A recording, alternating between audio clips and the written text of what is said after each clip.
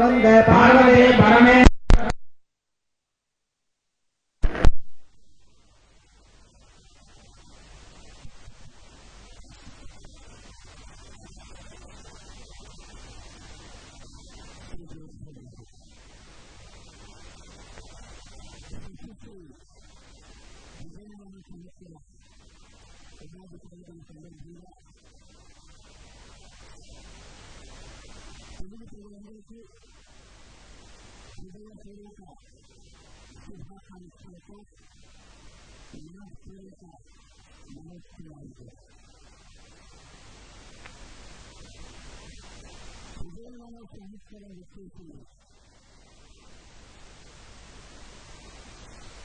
అనుకుంటూ ఉంటారు. విజయనామ సంవత్సరము అంటే ఆ పేర్లోనే విజయం ఉంది కదా, సకలం విజయమే కదా అనేటువంటి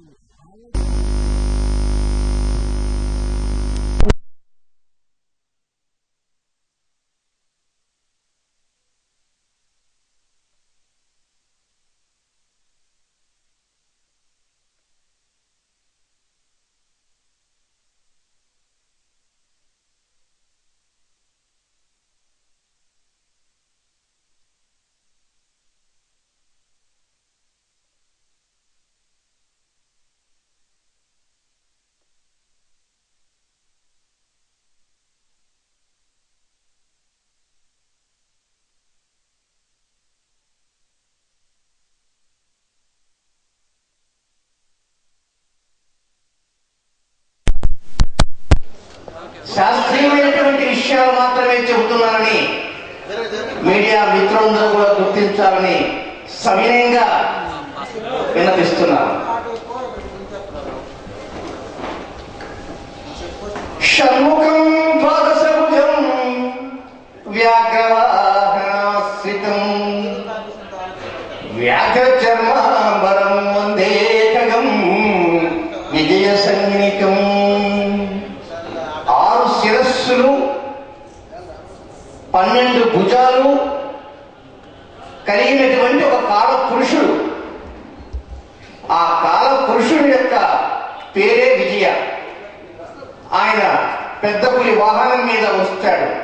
నేడే ఇచ్చేశాడు ఆ కాల పురుషుడు. ఆయన ధరించింది పెద్ద పులి చర్మాన్ని, పులి చర్మాన్ని ధరించినటువంటి కాల పురుషుడి పేరు విజయ. అలాంటి విజయ దేవతా మూర్తితో ఉన్నటువంటి సంవత్సరమే శ్రీ విజయనామ సంవత్సరానికి స్వాగతం, సుస్వాగతం. ఇక ప్రతి సంవత్సరం కూడా ఉగాది వచ్చేసింది అంటే కొన్ని ఆధిపత్యాలు అంటూ ఉంటాయి. ఆ ఆధిపత్యాన్ని కొన్ని గ్రహాలు కైవసం చేసుకుంటూ ఉంటాయి.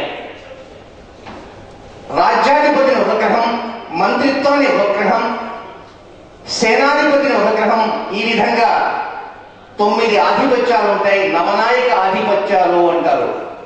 ఈ నవనాయక ఆధిపత్యాల్లో ఒక్కొక్క ఆధిపత్యం ఒక్కొక్క గ్రహం కైవసం చేసుకుంటుంది. ఈ పరంపరలో ఈ విజయనామ సంవత్సరానికి రాజు, రారాజు, గురువు. అయితే సహజంగా మనం అనుకుంటాం, ఒక మంచి వ్యక్తికి రాజనీయమైనటువంటి పదవి వచ్చిందంటే అద్భుతం అండి, ఆయన ఎంతో చక్కగా పరిపాలిస్తారండి, ఆయన ఇంద్రుడండి, చంద్రుడండి, ఆయన పరిపాలన అమోఘం అండి, ప్రజలంతా సుభిక్షంగా ఉంటారండి అనేటువంటిది ఆ వ్యక్తి యొక్క వ్యక్తిత్వంలో మనం అనుకుంటాం. అంటే ఈ సంవత్సరానికి రాజు గురువైన కారణంగా ప్రతి ఒక్కరూ సహజంగా కామన్ మ్యాన్ ఏమనుకుంటారంటే రాజు గురువైనాడు కనుక విశేషమైన ఫలితాలు ఉంటాయి అని అనుకుంటారు. ఇది అనుకోవటం వరకే. కానీ గ్రహ గణితం అరటి పండు వచ్చి నోట్లో పెట్టిన విధంగా వివరిస్తాను.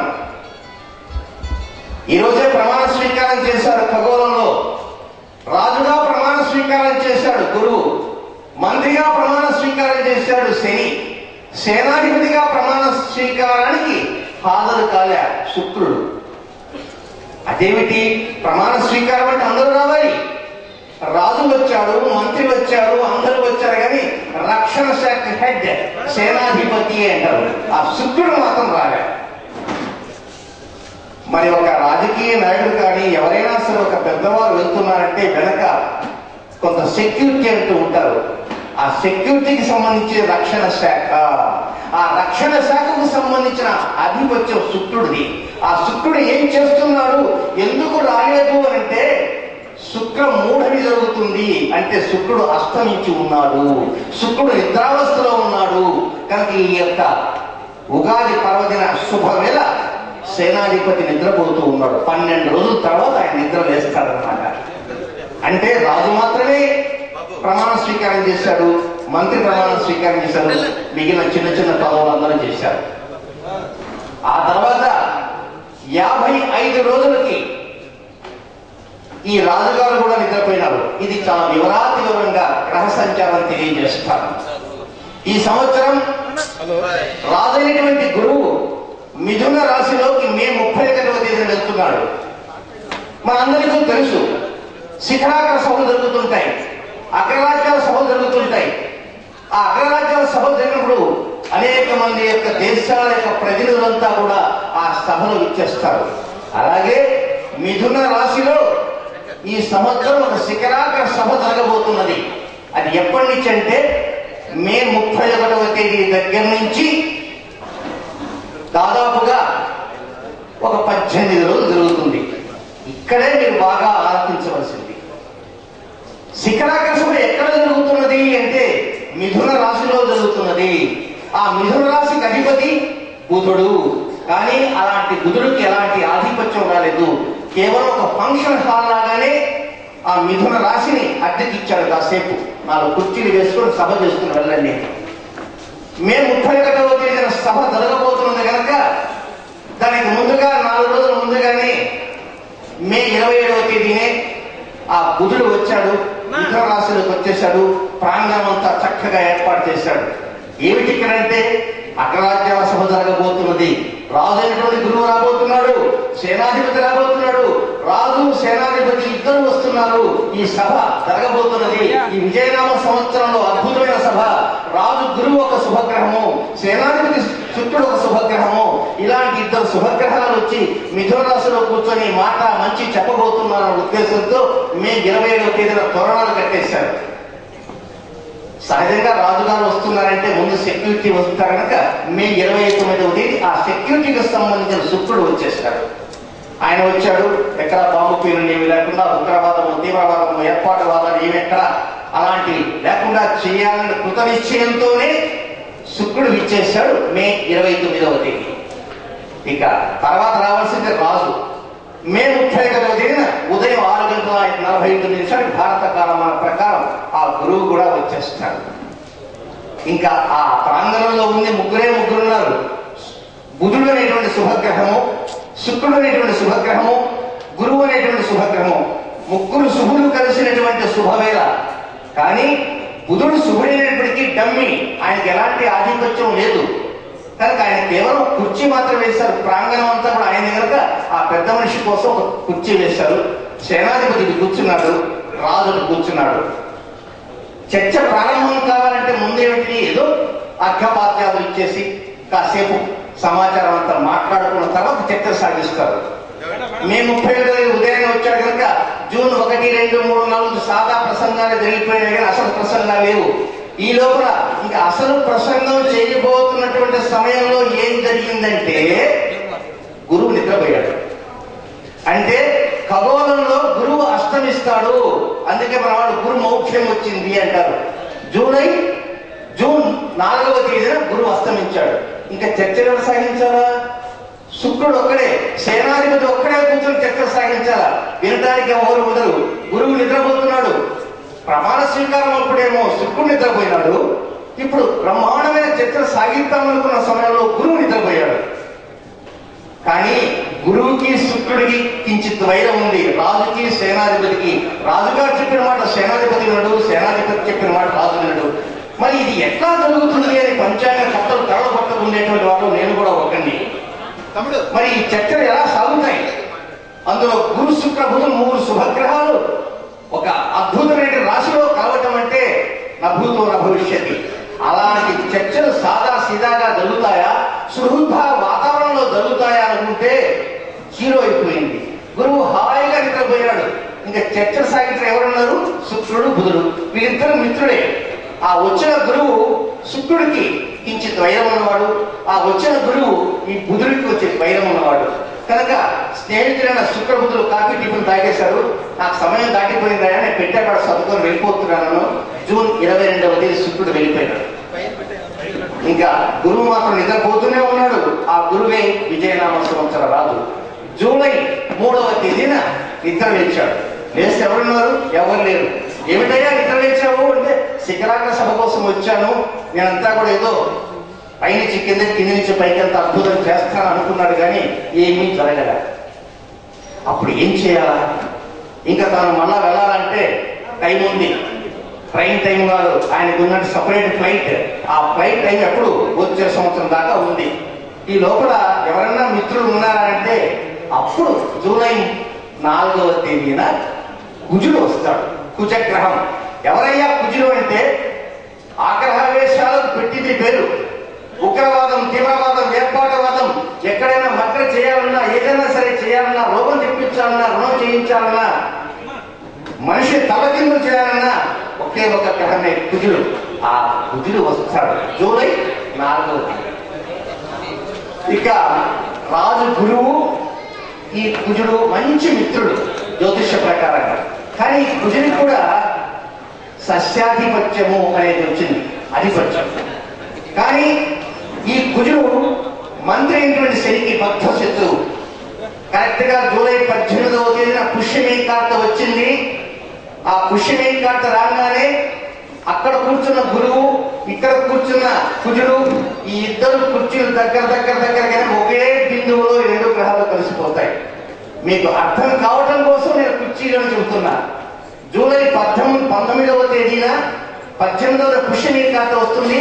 18, 19, 20 ఈ 3 రోజులు గురువు కుజుడు ఈ ఇద్దరు కూడా దగ్గరైపోతారు. ఒకే బిందువులో ఖగోళంలో కలుస్తున్నారు.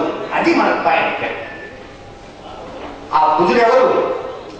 ఎంతటి మహోన్నతమైన మనసున్న వ్యక్తినైనా తల్లకిందులు చేసి ఏమైనా చేయించగల సమర్థుడు. మంచి మహోన్నత మనసున్న వ్యక్తి గురువు. పిచ్చి పిచ్చి పనులు చేయించేవాడు కుజుడు. వీళ్ళిద్దరూ కలిశారు జూలై 18, 19, 20 ఆ 3 రోజులు ఏం మాట్లాడుతున్నారో ఏం పాపమో కానీ టోటల్ గా రాజకీయ కల్మషాలన్నింటికి పెట్టింది పేరుగా చేసేస్తాను. షేక్ తీసుకున్నాడు, కుజుడు వెళ్ళిపోయాడు. ఇదండి జరుగుతున్నది. జూలై 18, 19, 20 తేదీల్లో ఖగోళంలో గురు కుజుల కలయిక జరుగుతుంది. వెళ్తూ వెళ్తూ ఒక్క మాట చెప్తాడు. నేను వెళ్తున్నాను నా నీచ స్థానం కర్కాటక రాశిలోకి, అద్భుతంగా వానలు మాత్రం కురిపిస్తానని మాత్రం చెప్తాడు. రాజకీయాల సంగతి ఏంటి? రాజకీయాలు ఏ ఆట ఆడించాలంటే ఆట ఆడిస్తాను అంటాడు. అంటే రాజకీయాల్లో కొంత కల్మషాన్ని ప్రేరేపిస్తాడు. మంచి మనసున్నటువంటి వ్యక్తి కూడా ఏదో ప్రకారం కొన్ని ఇబ్బందులు తెచ్చిపెట్టే విధంగానే ఆ 18, 19, 20 తేదీల్లో ఆ విధంగా టైం అంటూ వస్తుంది. ఆ తర్వాత రాశిలో వెళ్ళిపోతాడు. అంతతో రాజు తన ప్రయాణం ఏంటి అనేది మనం చేయనక్కర్లేదు. కుజుడికి అప్పగించాము, కుజుడిగా చూసుకుంటాడు, పరిపాలన పరోక్షంగా అనుకుంటాడు. ఇది మీకు అర్థం కావడం కోసమే చెప్తున్నటువంటి. ఆ తర్వాత జూలై 19వ తేదీ నుంచి అక్టోబర్ 5వ తేదీ వరకు ఇక్కడ చేరినటువంటి కుజుడు అంతవరకు కామ్గా ఉండి, ఆగస్టు 18వ తేదీ నుంచి అర్ధరాత్రి నుంచి అక్టోబర్ 5వ తేదీ వరకు మంత్రి అయినటువంటి శనితో పరస్పర వీక్షణలు ఉంటాయి. కనుక గుర్తుంచుకోవాల్సిన టైమింగ్స్ ఏమిటంటే ఆగస్టు 19వ తేదీ నుంచి అక్టోబర్ 5వ తేదీ వరకు శని కుజులు ఎదురెదురుగా చూసుకుంటూ ఉంటారు. శని ఉచ్చ స్థానం స్థానంలో ఉంటాడు మంత్రి, నీచ స్థానంలో కుజుడు ఉంటాడు.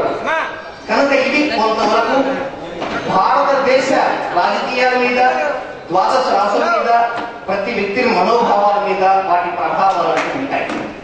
తిరిగి 2014వ సంవత్సరం ఫిబ్రవరి నెల 3వ తేదీ నుంచి మార్చి 29వ తేదీ వరకు ఆ శని ఈ కుజుడు ఒకే తేదీలోకి వచ్చేస్తారు.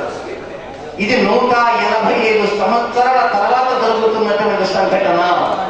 తులారాశిలో శని, కుజ, రాహువులు ఈ 3 గ్రహాలు కూడా 185 సంవత్సరాల తర్వాత తులారాశిలో 2014 ఫిబ్రవరి 3వ తేదీ నుంచి మార్చి 29వ తేదీ దాకా కలుస్తున్నారు. కనుక ఈ విజయనామ సంవత్సరంలో మనకు ముఖ్యమైన గ్రహస్థితులు 2. ఒకటి, ఈ సంవత్సరం ఆగస్టు 19వ తేదీ నుంచి అక్టోబర్ 5వ తేదీ వరకు, తిరిగి 2014వ సంవత్సరం ఫిబ్రవరి 3 నుంచి మార్చి 29వ తేదీ వరకు ప్రతి ఒక్కరూ కూడా 2 బలాలతోటి ముందుకు వెళ్ళాలి. ఏమిటా బలాలు? 1 మనోబలం, 2 బుద్ధిబలం. మనోబలాన్ని ఇచ్చేవాడు చంద్రుడు, బుద్ధిబలాన్ని ఇచ్చేవాడు బుధుడు. ప్రతి వ్యక్తి మెడ మీద తల ఉన్నటువంటి ప్రతి వ్యక్తి ఈ